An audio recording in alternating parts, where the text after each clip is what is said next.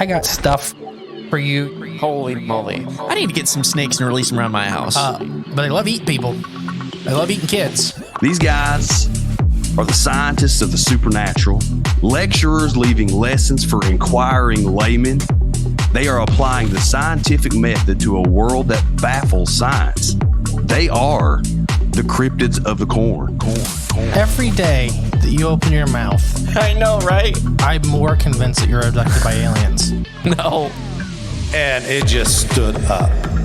I mean, it just like kept going and going. And she goes, what the? These are idiots. I was laughing reading this because I already knew how you would feel. Idiot. What part of the story fits your balloon? Well, This isn't a UFO. But who else has big black wings and red eyes? Batman. Well, Mothman. Oh yeah, Mothman. Well, everyone, I think we know exactly what it is. So say it all with me. It was the sandhill crane. Would you try it? No. You wouldn't eat it? No. Why? Because they're probably toxic. There'd be a lot of poop in my pants. Seen a 6-foot alligator go swinging through the air and slam into a tree.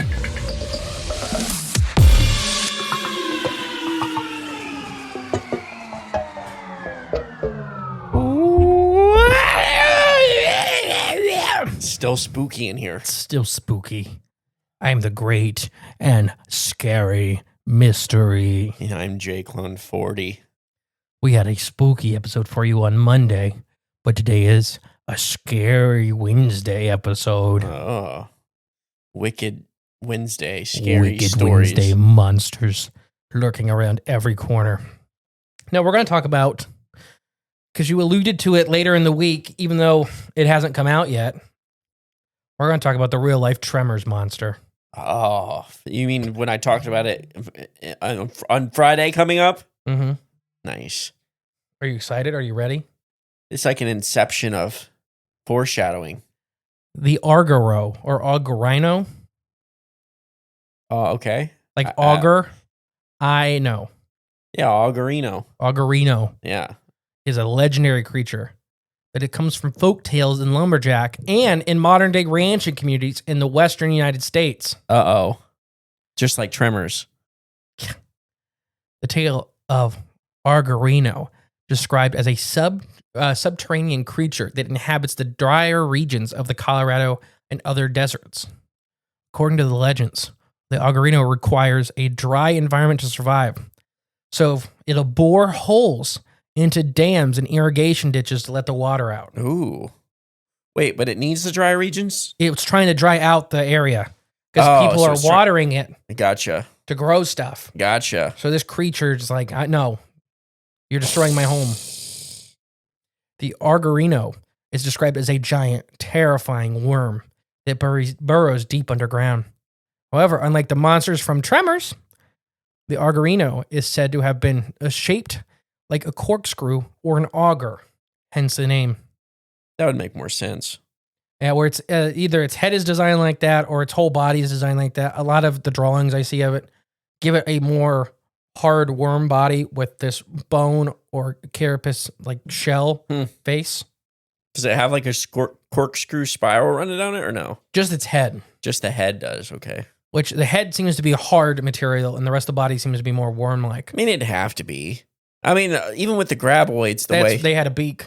The way they move through, yeah, it had to do something to carve through because... So the graboids, they excreted acid on their beaks and used their, basically their hooks to push themselves quickly through. So the graboids didn't dig, they melted technically. Wow, that's where the dirt went. Because I always wondered that. Where's the dirt go? They explained it in Graboids or Tremors 2. Oh, did they? Mm-hmm. See, that's with the short ones too. Or not the short ones, the little thermal... with The screechers. Screechers, yeah. They got the flare vision. They get between 3 and 10 in the part of the graboid's life cycle. Ah. They burst out of them. Didn't know that. I don't remember at least. Oh, I know a lot. I've watched all the graboids all the way up to graboids 9. Tremors. Tremors 9. Ice graboids. But yes. So despite the lack of concrete evidence... Oh, sorry, no. It's described as being a giant, terrifying worm. Like I said, it has a corkscrew body.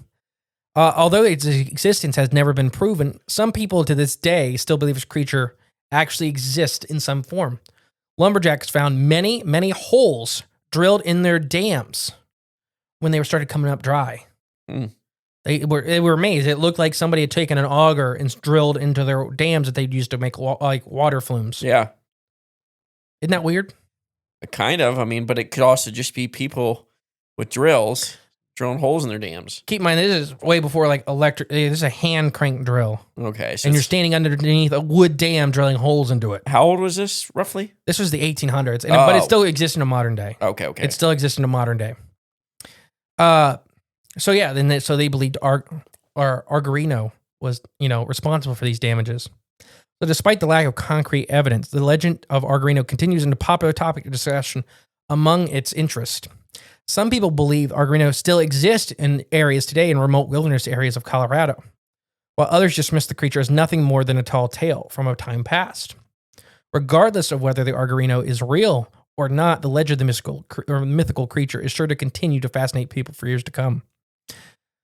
So the Augerino is, like I said, it's from the folk tales. It started in lumberjack, but it's still talked about today in ranching communities. Mm-hmm. So they use these aqueduct systems. They're not technically aqueducts, but they use these like flow systems with wooden dams because you have to have water turns. Right. Yes. And with water keys and stuff like that. There's a water master. Basically, people are allotted so much water to use. Yeah. And they have, So that's how they control it. They flow it through these troughs, basically, that they have wooden boards set up. Ditches and dams. Yep. And then they can block them off to divert the water to their property or to the neighbors, whoever has access to it at the time. Mm-hmm. But yeah, so even in those modern day dams, there are still holes that look like they're perfect drill marks being poked in these things. Interesting. Asteroids. Yeah. The first record of the legend dates back to the late 19th century, when lumberjacks in Colorado reported finding their dams and other structures coming up dry. Upon closer examination, a series of long, straight boreholes were found throughout the makeshift structures. The lumberjacks attribute these holes to a creature that they dubbed the Augerino. The creature is believed to be responsible for these damages. Now, some lumberjacks claim to have seen him. When they were coming out of the holes, they'd see the head of this giant worm pull back in and disappear. Or the body or the tail, like when you see just the tail end of an earthworm before it shoots in, just a really big one. The Augerino is said to be shaped like a corkscrew, or at least its head is. It's short like a corkscrew and an auger. It is described as being able to bore through solid rock with ease. Are all these holes, I guess, found in the wooden dams, or is it concrete? Some concrete, some stone, but a lot of wood dams are what kind of, the wood ones are what pops in overnight. Right. And it seems like the stone ones are more long-term. Okay. And legends even claim that it could cause earthquakes when it burrowed too deep. Despite the lack, though, of concrete evidence, it's still people today believe it 100%. As you live out there, people still talk about the Augerinos. Okay. That they're causing damage. Like I said, depending on their size, it's not really defined well. It is believed that, by the holes in them, some of them are 2 inches wide. That's decent sized. Which for a worm is big. Massive. I was going to say they're just big carpenter bees. Yeah, they have a worm-like body. Well, maybe it's like the squonk, you know what I mean? They attribute what they find. So they find these holes and they're like, well, it must be this worm thing. But in reality, it's just carpenter bees. I don't know which carpenter bees, they can fool you too. If you didn't know about them and you see these tiny little bore holes basically dug out of They look like drill holes. They do. They look like perfect little drill holes in the bottom of your bench or your picnic table. I don't know. But until you witness, I've even seen one. I remember the first time I seen it happen in carpenter bees digging out the hole, and you see the little sawdust basically just fly out the bottom, just like in little bursts, like just little bits at a time. I remember watching it happen once, and I didn't know what was happening. I thought something was weird, and I went and got my mom and got her out there, show her there's some weird creature, eating our porch. And then I seen the bee crawl out of there and fly away. I'm like, those do that? And that's when I learned that. There has still been contemporary reports and sightings of the Augerino. However, most of them they have been claimed in drier regions of Colorado and other states. The sightings are dismissed as hoaxes or misidentifications of other known animals. Okay. So people will still call in and say, hey, there's this weird thing eating my dam. Yeah. And it's not what that is. What are they? What are the some of the explanations though? None. You're seeing a crawdad. Okay. Despite that, there's still reports of this and causing damage to irrigation systems in this region today. Right. Still to this day. Still happening. While it's difficult to verify the existence of this creature, legends continue to fascinate people. And there's little artwork and stuff. So what have I told you? Now, what have I told you? That this is a real animal. 100%. And I've ID'd it. Uh-oh. What if I told you the government made it to bore all these holes in these people's stuff to ruin their watering so they can go into droughts and they can control their food supply?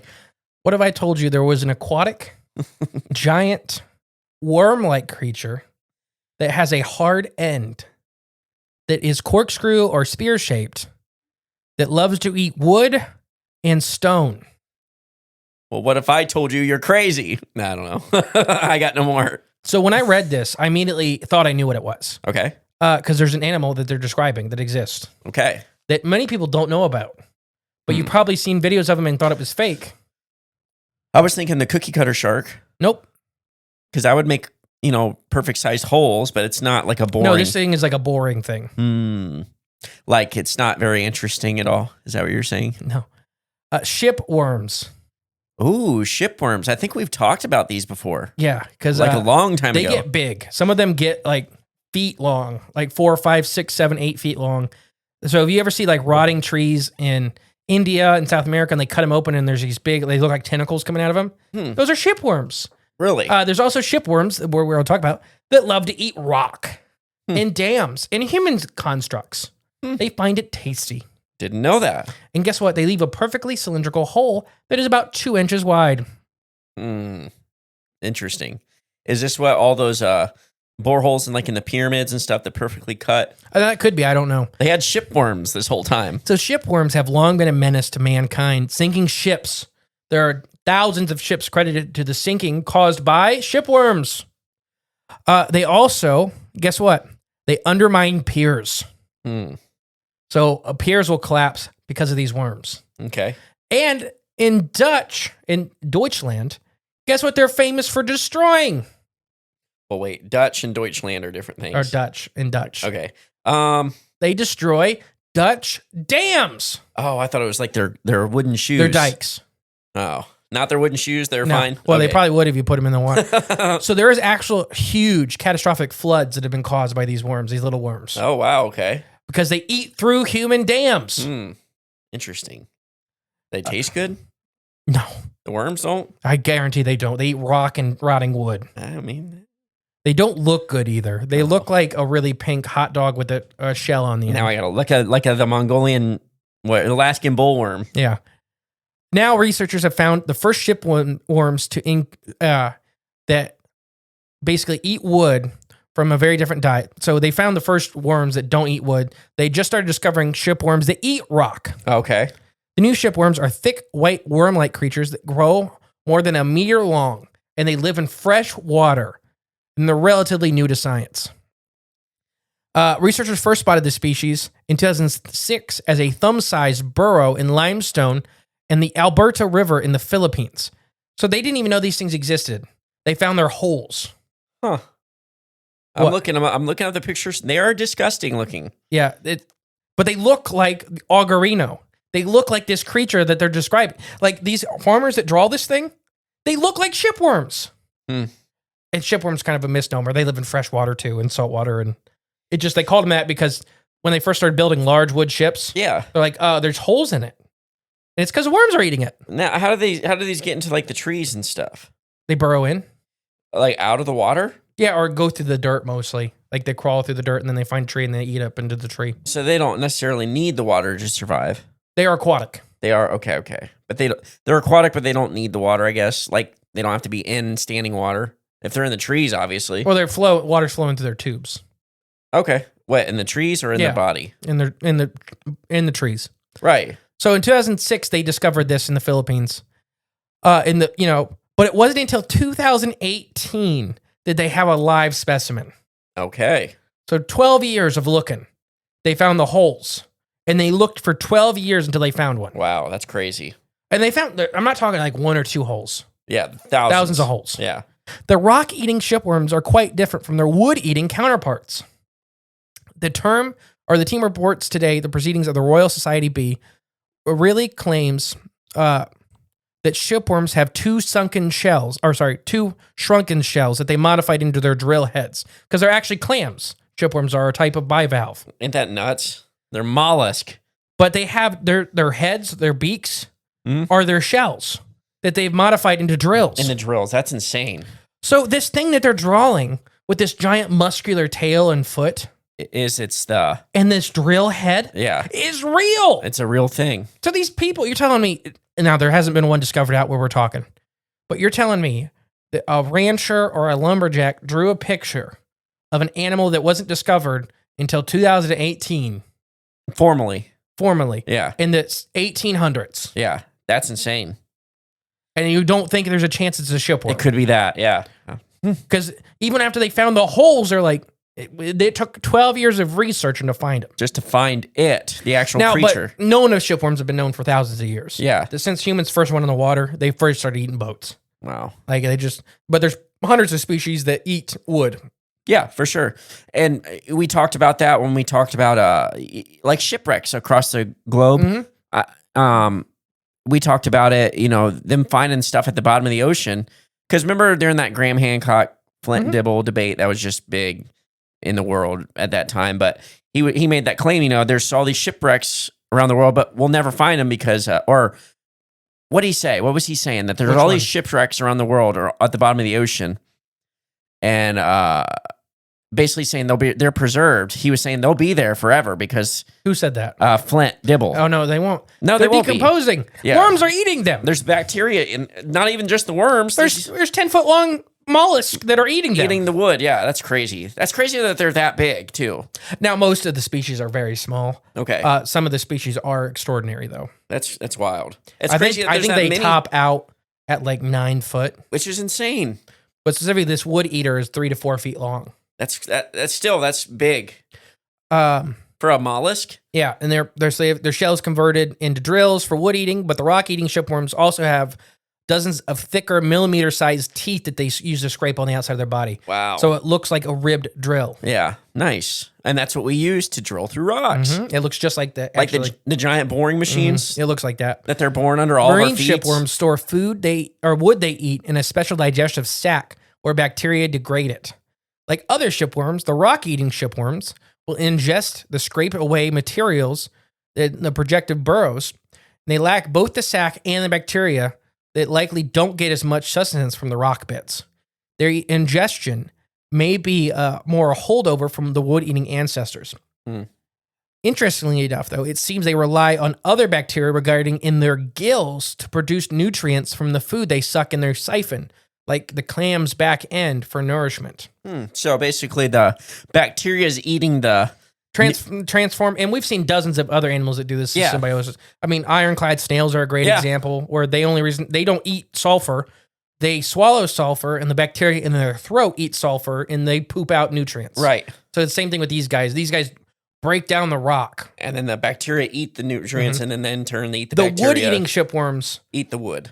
Yeah, well, they don't even do that. They have an organ that hangs outside their body that they put the wood in. Oh, gotcha. So I think in the sediment, there could be larval shipworms in Colorado and other rivers and stuff like that, where trees are kind of common. Not super common, but when they come in and they quickly decompose them, they break them down. So building these wooden dams or these stone dams. Yeah. And I think there are shipworms out in Colorado.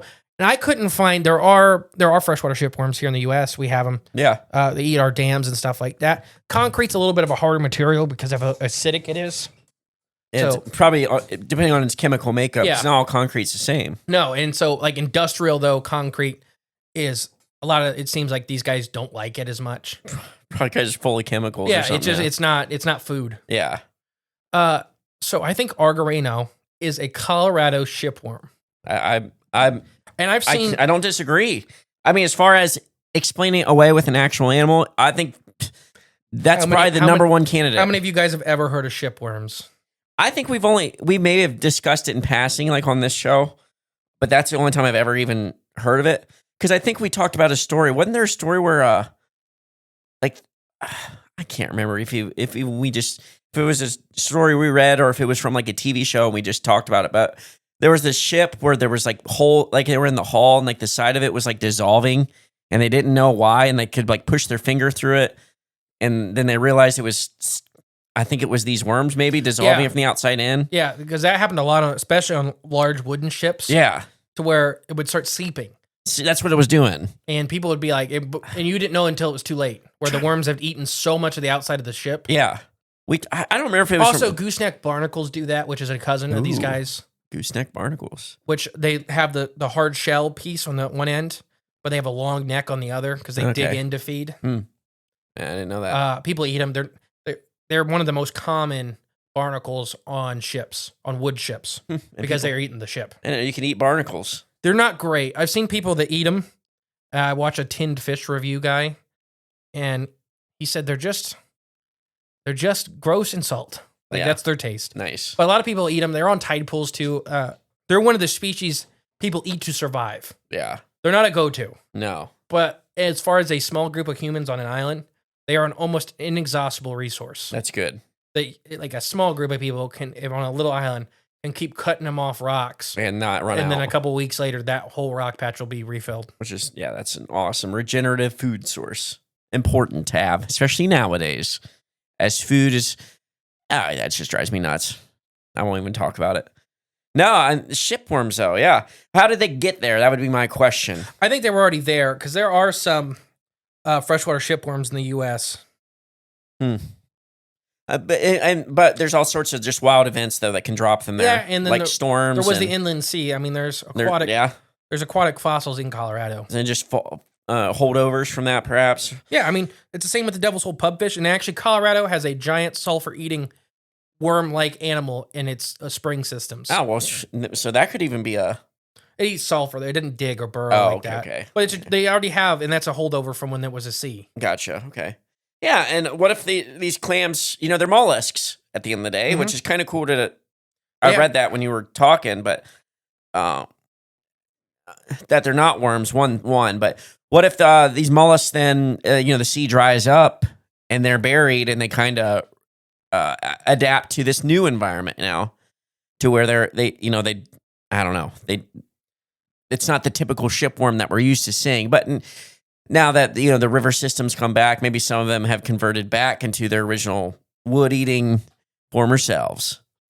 And there aren't any true native freshwater shipworms to the U.S. There are tons of marine species native to the U.S. Yeah. But there's always the chance of even this Filipinian species coming in on imported goods at this time. Oh, yeah. There was a lot of stuff coming in from Asia at this time. So, and they have a free-floating larval state at the beginning. Okay. So they can come in on anything. Gotcha. Because they're still in the shell. Yeah. They grow the rest of it after they leave their larval state. I gotcha. So bilge pumps and... I mean, I'm talking even wood and stuff that they were bringing in. Oh, just from the Philippines or any wow. products. I mean, they don't need to be on anything. Yeah. Not like the jellyfish, how they got in the Lake Erie. Right. I mean, yeah. And then there are other animals that aren't true shipworms that are in the U.S. from freshwater systems that are doing this similar thing. So it doesn't have to be a direct shipworm. I would say we need some shipworm art, but at the same time, now they look gross. Yeah, I don't really want to picture that. It could look like other things. It looks like a diseased thing. Yeah, let's just call it that. That's what it looks like. A diseased thing. Let's leave it at that. Yeah, it doesn't look good. But the Augerino art that some of these farmers were drawing, looks like a shipworm. It just boggles my mind that there are people that won't listen because it's never been found there, right? Right. But in the Philippines, where there's tons and tons of fisheries work happening, it's there. They discovered its holes in 2006, and they didn't discover an adult or an animal until 2018. But the science has to go through the sciences filter. So, and the science has to tell you if it's real or not. I think Connor and Alex talked about this in their presentation that they think 70% of species are still undiscovered. Wow. But of that, it's almost all invertebrates. There's only a tiny percentage of it that's large mammals. Right, of course. Because the larger animal, the harder it is to hide. Not that it's impossible for a large animal to hide. We know that they can. Okapis and gorillas and but there's just not as many species of large mammal as there is invertebrate. Correct. So the number skews anyways. Mhm. But this would be a prominent hider. It lives in rock and wood holes in Right. the adult state. The spots we're not even considering looking. No, I mean, but these guys are complaining about literal holes being pushed into their dams and their rock and wood dams, mostly the wood. And these guys can eat their wood pretty fast. Yeah. Clearly. And so it's just kind of stopping their float. So if they're moving downstream looking for wood or going through the sediment looking for wood, and they hit a wall of wood, They're probably going to eat it. it's a buffet. Yeah. But they also can't travel downstream anymore. Right. So they need to create an avenue. I don't know. Hopefully you guys enjoyed this, learned about shipworms. It's been a while since I found a cryptid that I'm like, I know what that is. It's a pretty interesting one. It's a good one. And I'm 99.9% sure that if it's not a shipworm, there are several animals that are shipworm-like. Yeah. That it's one of those. But I think it is a shipworm just because it fits that demographic. It fits a lot of the boxes, that's for sure. It's shipworms. Augerino. Colorado shipworm. Who would have thunk it? All right. I've been the great and, what did I say? Monstrous mystery. Spooky, maybe. I don't know. Spooky was Monday. Oh, okay, maybe. I don't know. Terrifying. Like Monsters. And I've been J Clone 40. We'll catch you next week, guys. Have a safe Halloween. Yes, enjoy Halloween. Bye. Bye. Hey guys, thank you for listening to Cryptids of the Corn podcast. Remember, the best way to support the show is share it with a friend.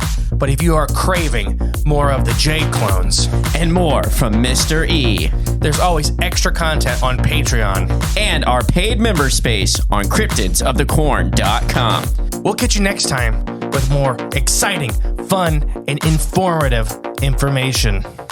Bye.